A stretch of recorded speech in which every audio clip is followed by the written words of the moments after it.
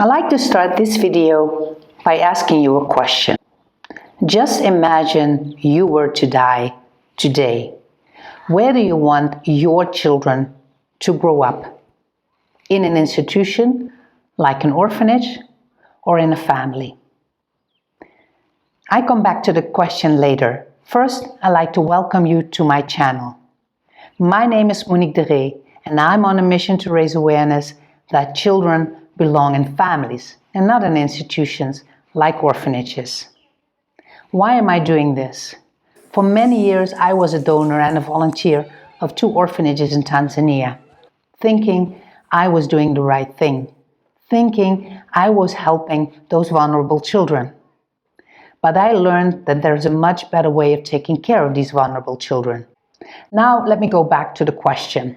So just imagine you were to die today. Where do you want your children to grow up? In an institution like an orphanage or in a family? With this question, I always start my presentation. And then I have 2 pictures. A picture of a family and a picture of an orphanage. And I hang them on the wall. And I give my audience a post-it note and a pen. And I ask them to write down why they choose for the option they have chosen.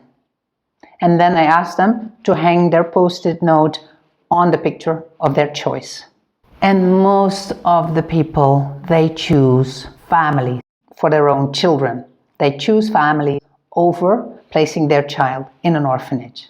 And I bet you have chosen family too when it comes to your child. So the moral of the story is, what we don't want for our children, we should not want for other children. But it's more than a morale. I built my case on the 4 pillars of the house. The first pillar is culture. In many countries around the world, orphanages are not part of indigenous culture. Family is. The second pillar is research. More than 60 years of research has shown the negative effects of growing up in an institution.